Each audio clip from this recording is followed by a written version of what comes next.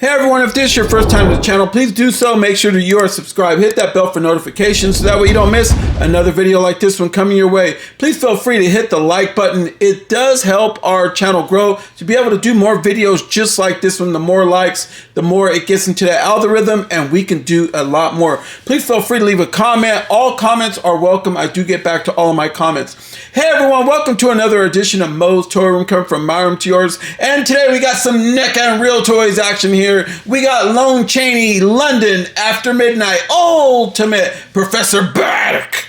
I had to throw that in. All right, so you can see the front of that cover art. That is very similar as to what you would see on the poster art on the original theatrical thing that was done on this back in the day. This is old school. Let me tell you, this is very old school. This is Lon Chaney at his best. You can see the box art, how they did that. Very nice for ages 17 and up, and is available now. I believe the retail on this is about $36.99. They are hitting Target stores all the way across the country, if not the world. People, these are just turning up left and right in bulk. All right, so there you can see Lon Chaney off to the side right there. You know we love our OGs here, such as Lon Chaney and the Universal Monsters and everything else. The moment they come out, we do try to get them to be reviewed here on this channel as soon as we can get them. Here you got the back as to what you can do with this figure. Okay, with the right dioramas, everything going on. So he includes interchangeable head and hands, lantern, top hat, interchangeable cloak parts. All right, so there you go. More of that art of Lon Chaney looking real creepy and just scary, something that you would see after midnight, creeping through the alleys, just the way it was in London. All right, so let's crack this box art open right here. You can see the of this box. You can see right there. Let me see. Let me get a better view of that.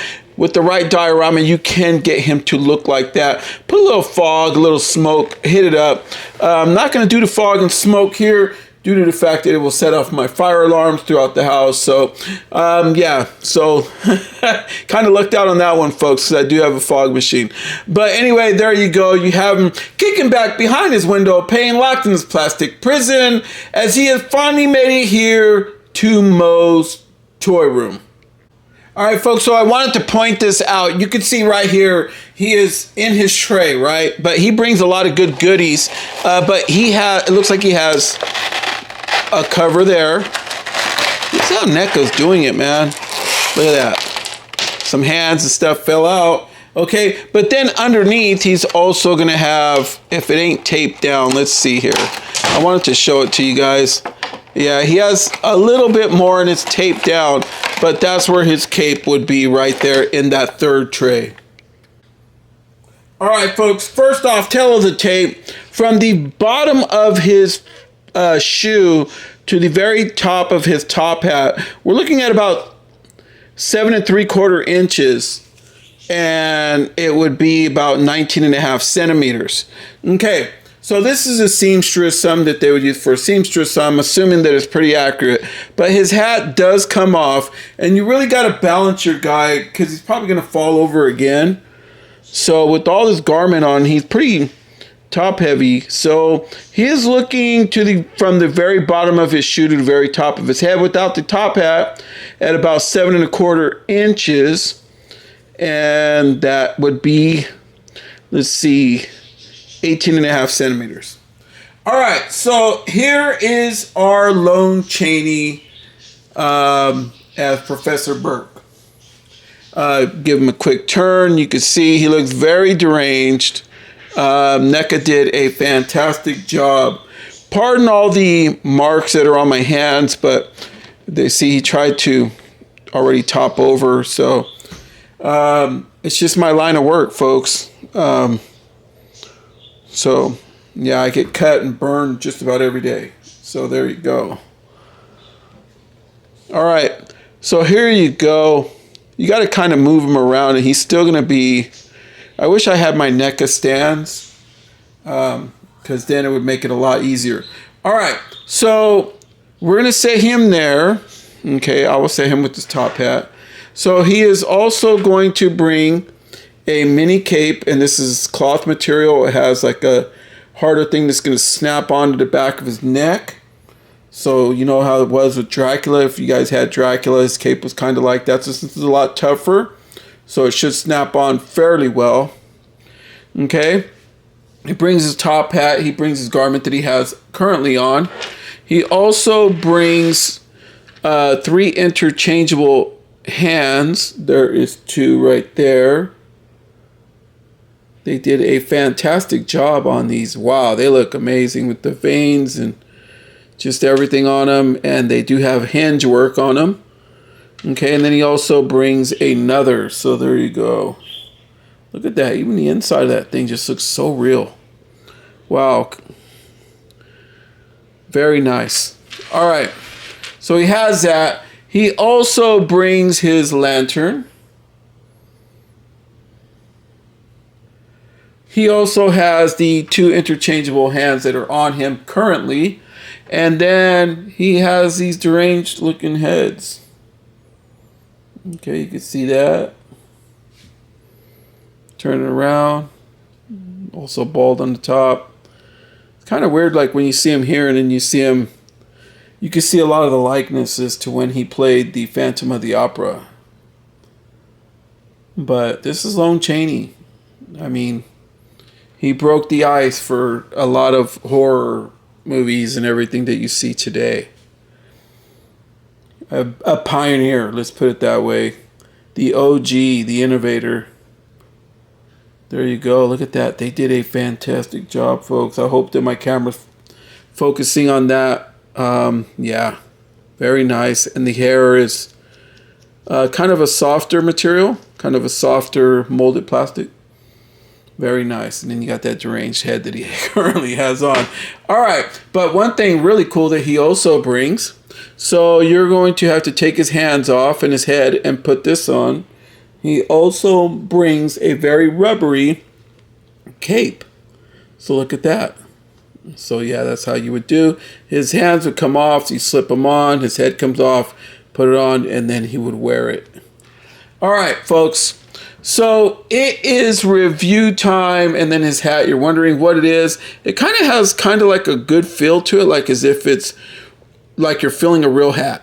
So I don't know how Neca did that, but it's pretty cool the way that they did that. So I just want to point that in. See the little bow, everything on there, just spot on, right on the money. Wow, Neca, you guys got this thing down to a science. All right, so let's see if this comes off. Indeed, it does. All right, so there you go. You got one of these. Many of you that have that 1995 Luke Skywalker, well, I think it was the 96, 97, if you were a Star Wars fan, notice that the capes that Hasbro switched to at that time, and a lot of people were switching to, were just like this. So your Luke Jedi came with one that was very similar to this and would just clip right on. So there you go. That's a little Easter egg, something to really think about, that, you know, toy companies are on their game. All right, so let's go. Head does look down, looks up, hits that Michael. Oh! Wow. The other way, this way just looks, just terrifying.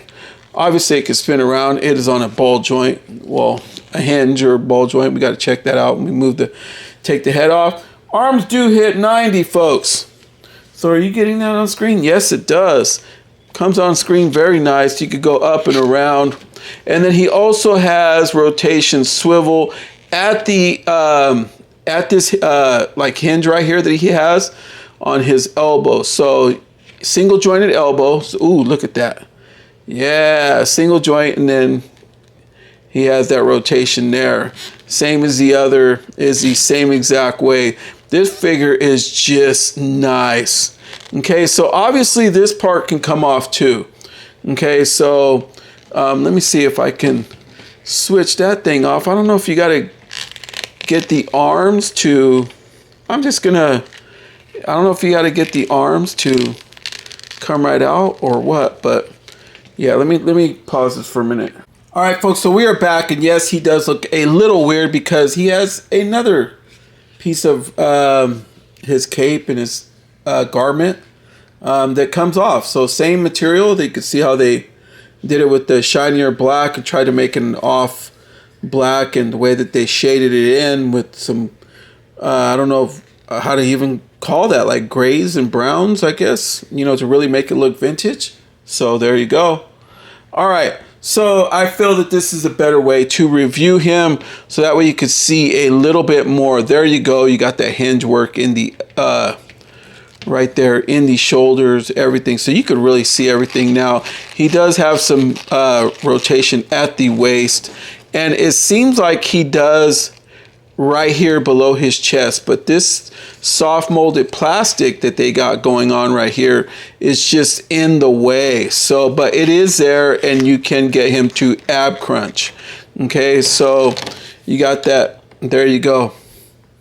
You got his understudies right there, his two barbells or whatever you want to call them. Did I just say that?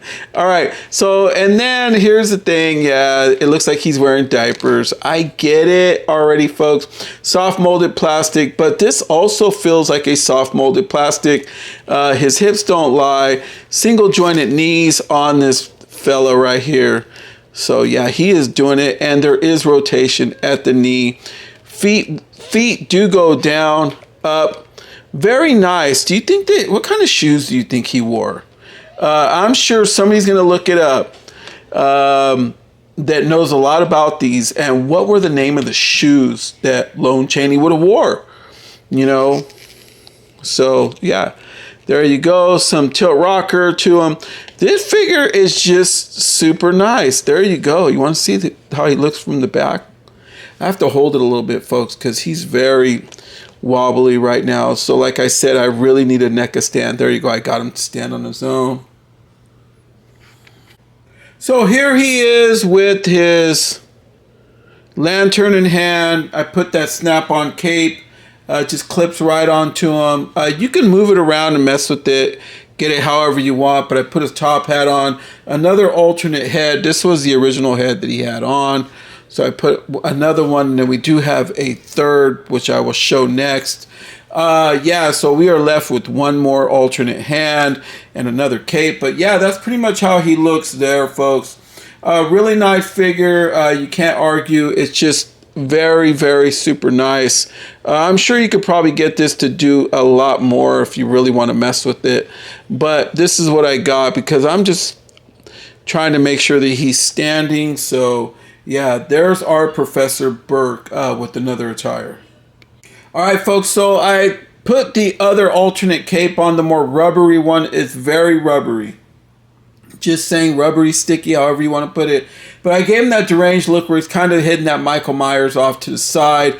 I really like the way that this looked without the, yeah, in this case, yeah, it looked cool that way when I was first reviewing, but with this cape, he looks very more deranged like that. So yeah, let me put it a little to the side for you can see him.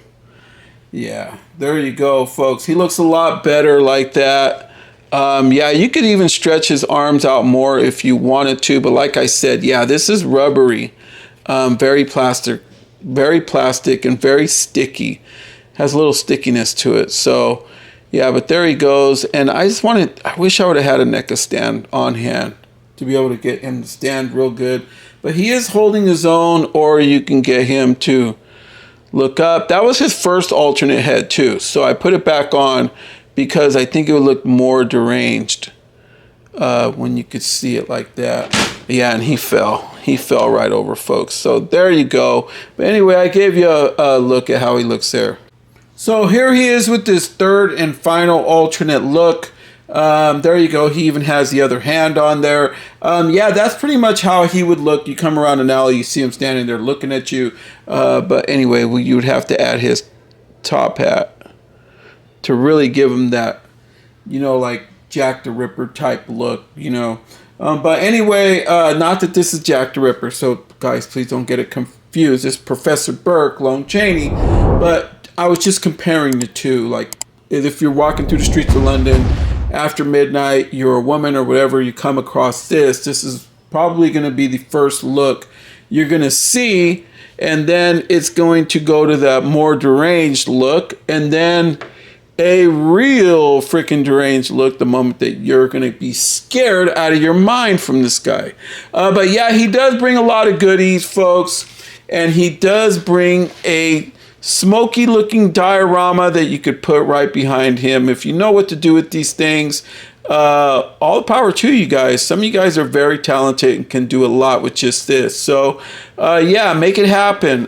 Make your Professor Burke look amazing, just like they do on the actual box. All right, folks, so that'll do it from here, from Moe's Tour to yours. Here is London After Midnight's Lon Chaney as Professor Burke. This item is from Neca and Real Toys and available right now. Target.com, the official Target.com, whatever you want to do it. Might even have these up. I know they are on the shelves in the collector section, and they are available now, folks. All right, folks, so like, comment, subscribe, and from Moe's Tour to yours, good night, everyone.